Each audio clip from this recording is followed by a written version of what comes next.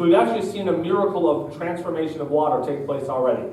Right? Remember I told you last week that if you want to see how God can orchestrate, that the Bible works like a catalog of what he can do and what he offers, right? So there's a catalog here, there's a back thing. And so this is the miracle of the Old Covenant. And it's an incredible thing because this is a miracle that shows life to death. The Nile was full of life. You with me? It was full of fish and living creatures and all those things that take place. And then it turns to death. Now, what was that forecasting? The one Jesus, he would come and he would live a life. You with me? And his life would eventually equal death on a cross. It's foreshadowing Jesus. Okay? So this is the miracle of the Old Testament of water transformation. And it's pointing to Jesus. And this miracle is pointing life into death.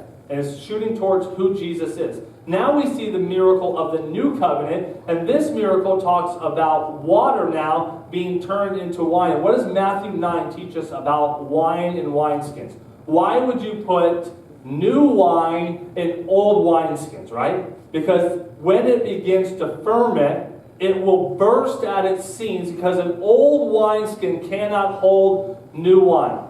You with me? So this miracle is amazing because this is the new covenant, and this miracle is now showing, the first miracle shows life to death. It shows Jesus' life to death on the cross. This miracle is showing death to life. You understand where I'm at? So what were these things used for? Ceremonial cleansing. Get the dirt off you. But what did the dirt symbolize in a ceremonial cleansing? Sin. So they're washing their sins off into this thing. There's a ceremonial act of take death away from me. And Jesus takes what is dead and dirty water and he turns it into wine, which is the symbolic thing of Matthew 9, which talks about the new covenant. Why would you take something new wine, and put it in an old wineskin and burst? What was Jesus teaching in that story? He was teaching there's a new covenant. And if you take this new covenant and you put it in the old covenant, it will simply burst its seam. It can't hold the new covenant. You with me? So there's a symbolic act that's taking place. The first one speaks of life to death. It points to Jesus' life, death on the resurrection. The second is death to life. It points to Jesus on the cross to his resurrection. Death to life. New covenant for you and I. This is what we get to walk out.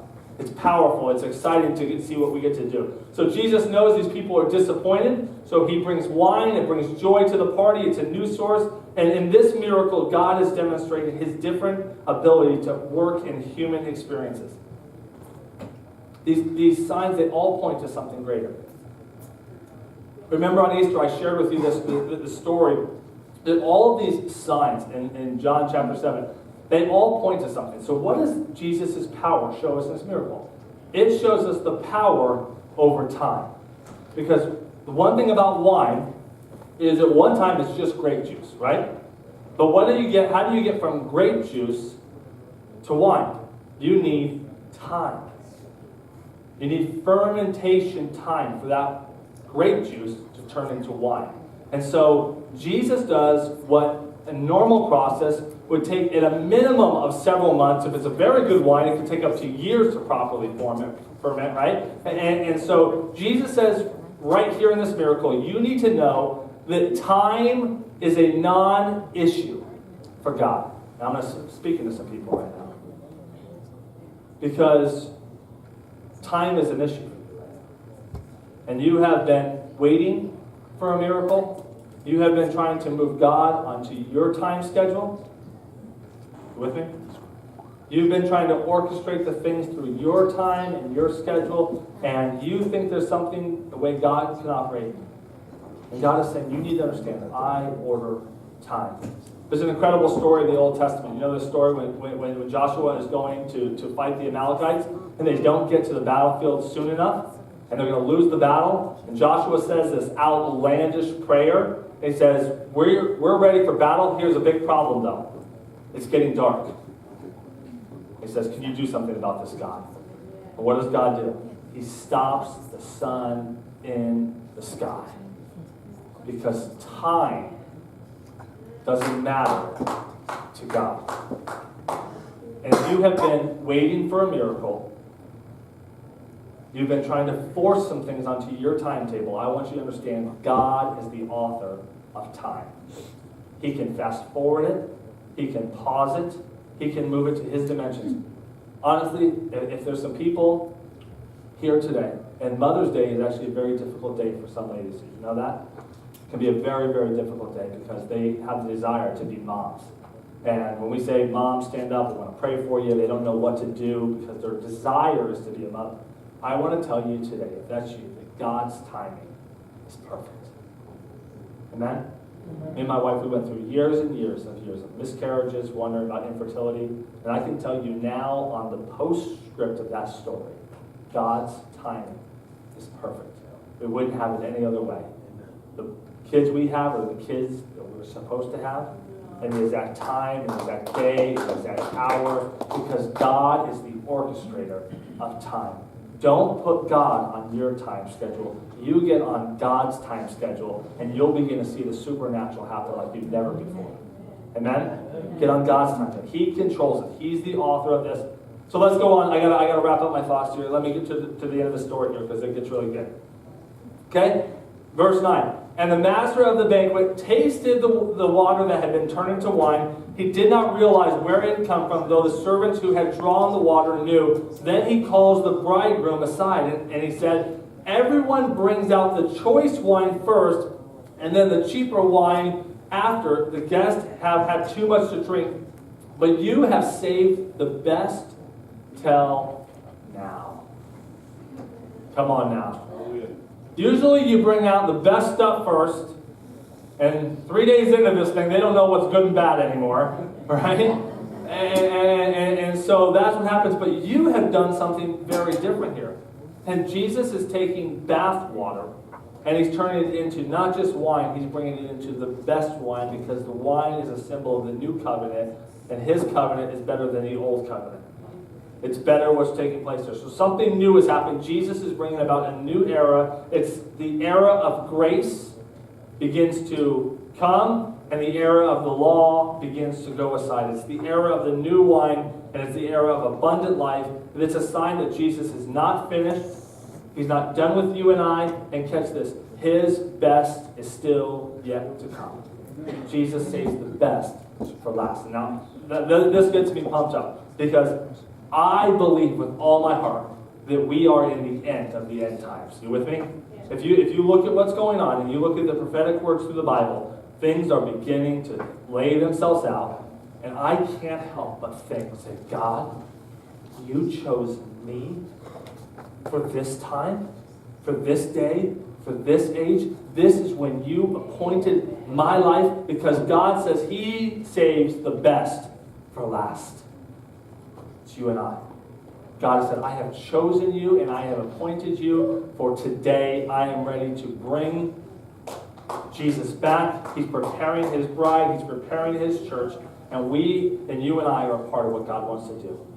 He saves his best for last. And you know what happens? We have to do is we have to yield our vessel to Jesus. We said we yield it to you because we know that what you can make inside of this vessel is anything we can do on ourselves. Right? And it's like the great Yogi Berra, the great theologian Yogi Berra. It's not over till it's over. Right? The best is still to come. He still wants to take some things. I want to leave you with one last thought, and I want to pray for you. So many of us, we have chosen to focus on the dirty water. We look at the vessel that God has chosen for us, and we choose to look at the dirty water, the negatives, the bad, the disgusting, instead of looking at how God can transform it. We put all of our attention onto the negative. And this story, this miracle, is a miracle of Jesus saying, I can take what's bad, what was illustrated for sin, it was cleansing, and I want to make that brand new in your life. I want you all to stand up with me.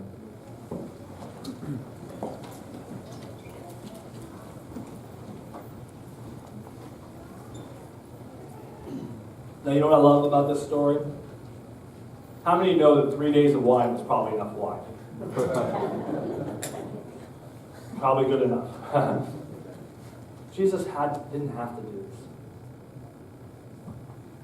But Jesus cares so much about our needs. He cares so much about the things that even we think we need that sometimes we don't even need. And this is what Jesus did. What did he say? He said, go and fill those jars to the brim. And God is saying, I'm going to take the things you need, the things you think you need, maybe you don't need them at all, and I want to so drastically pour out in abundance over your life that I want to fill you to the brim. There's a new covenant, there's a new hope, there's a new life. God doesn't come up short. He pours it to the brim, to overflowing. We're going to talk about some other miracles where we see the abundance of what God wants to do in our lives. So I want to tell you, God's not done with you yet. The best is yet to come. And he pours his grace and his mercy and his love and his generosity out in abundance. Can I pray for you? I want you to close your eyes. I want you just to allow this miracle to just speak to your life here this morning. And I want you just to say, God, I thank you for taking what is dirty and making it clean. Thank you for salvation. I thank you for the things you've done in my life. And God, I just pray that you would just orchestrate a new day in my life. Help me to stop looking at the dirty bath water. Help me to stop looking at the sin, but help me to realize what you can do with this vessel. You can transform it. You can do something. And so, God, I pray for every person in this room. If you just need to receive something from the Lord, I'm just going to ask you to make a motion towards God. Maybe you want to lift your hands to the air, put your hands on your heart, do something. Say, God, I'm here. I just need your grace poured out in abundance. God, I need to get on your timetable. I need to get on your schedule. I've been trying to orchestrate all this on mine. God, I just get on your schedule here today. I just need you like never before. So, Lord, here we are. Just open containers, open vessels for you to come and work a miracle in. We thank you, Lord. We bless you. In Jesus' name, we all said, Amen. Amen. God bless you. Have a great day. Moms, we love you. Have a wonderful, wonderful Mother's Day.